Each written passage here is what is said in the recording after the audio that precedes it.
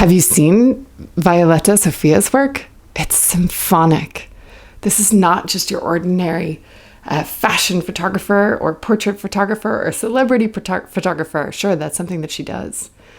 But her personal work, her fine art, my God, it's amazing. She incorporates natural elements like leaves and flowers into her art, and she blends all these natural elements with mixed media, and the result is this like rich tactile composition that really celebrates natural beauty, complexity. She is really telling a story about self and wanting to be seen. I think this photographer is so engaging, and we're in for something super special.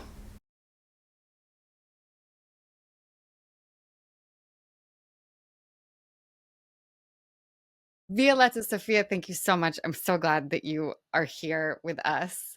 You and I have met one time in real life, but I am a fan through and through. Your work is amazing. You Thank are you. amazing. Um, and I think I just want to start with, you know, you divide your practice. I would say you divide your practice between Hmm. fashion, like high fashion portraiture, and fine art. Yes. Um, how is that? Like, how does that go for you? Is that an easy balancing act? I think for me it's easy, but sometimes I find it that people find it hard to understand that I do both of them. So sometimes you're lucky, you find people that understand, yes, I can see what you're trying to say here, I can see what you're trying to say over there. But a lot of the times I find that I need to hide a little bit of who I am so people can understand what I do, for people to want to work with me. Because if I say, and I mean, I do those things and I do a lot more that I'm not showing to anyone really, or I might even sell it in different places, or even sometimes I will use a different name because I like to be creative. And for example, when I do the arts, a lot of the arts that I'm really involved with is quite personal. It's quite about my insides, and I try to bring everything that I have in out, and it could be quite heavy. So sometimes I like to do things that are not heavy. Sometimes I want to paint flowers. Sometimes I want to experiment, but I never talk about those, and they're quiet and they do quite well on their own. But I think if I was to put them all together, people would just run away from me. That's how I feel. Is that because you've had an experience where someone's been like, "Oh, I don't get it," or is that just an instinct you have? No, I think it's experience. So, I mean, so for example, I did marble boxes. So the first piece that made me believe that I was an artist, or the first piece that made me drop everything, is because I was doing marble boxes, and it was political art. It's marble boxes, Like cigarette. cigarettes. Yeah.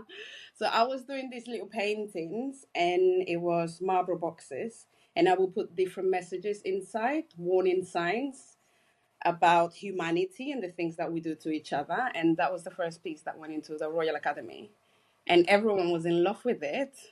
And I was really proud, and I continue doing them. But as soon as I start doing something else, people will have a choice, obviously. And they will say, okay, I like the marble boxes. Okay, I like the flowers. Okay, I like. And then as soon as they see that I do something else, it's a bit of, oh, I don't know what you're doing. I don't know. You don't know. Basically, it then all falls on me that I don't know what I want with my life. And because I was kind of tired of those comments, I just keep everything very separately. I'm still very much in love with what I do. I love doing the portraiture. I love meeting people.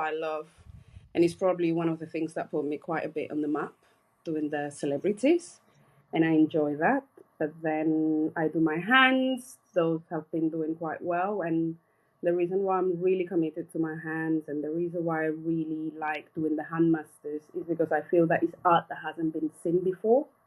So when I do the pop art, I have fun. I like sending this message out and helping humanity. But I feel the hands are more of a signature. And so let's talk about the hands because Yeah. you've in like 5 minutes, you've managed to touch on like three things that I'm desperate to talk about. Um, and right, so I want to come back to flowers because I think you have a thing with flowers. Yes. Uh, Two, it's interesting to me that like the series I know best of yours, you're actually hidden in it, right? It's your hands, but you're hidden, and you're Yeah. talking about hiding, and you're talking about, putting things in boxes Yeah. and keeping them separate. And Yeah. then there is this self-portrait where no one can Mhm. see you. Yes. How did that series come about for you?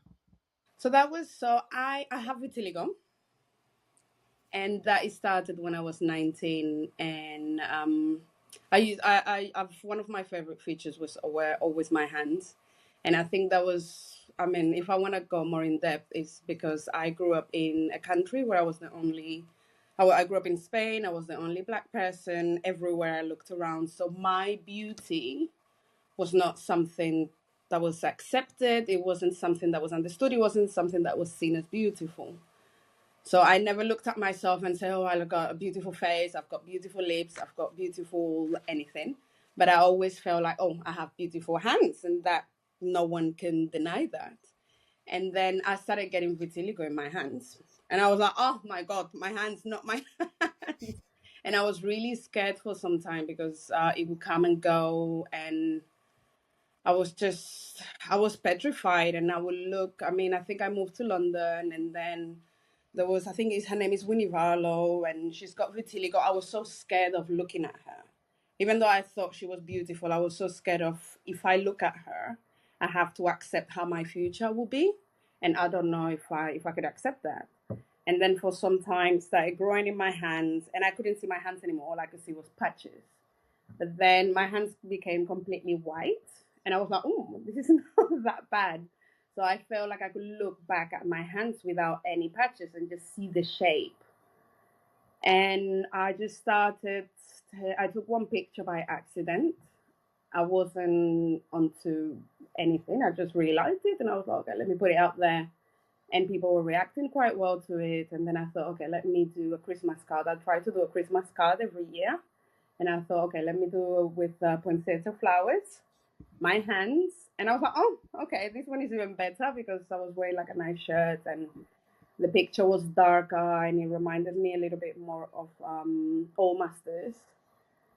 And then I started looking into Old Masters, Dutch flowers, and I was like, "Oh, okay, I could imitate a Dutch flower with my hands." And the story behind the hands is just embracing my hands and creating them. I mean, embracing myself, embracing my vitiligo. It's about growth. And my hands are in shirts, so beautiful, different shirts. And they just represented, the shirt represents the vase, my hands represent the flowers, and they're part of a composition of beauty and acceptance and growth. And the impact that it's having on other people is something that I was never expecting. I was just telling my story. I wasn't trying to tell other people's stories through my hands. But then I get a lot of people coming back to me and telling me about how they feel about different areas of their body, and how looking at my hands has encouraged them to talk about maybe being deaf or having some kind of disability. So it feels good.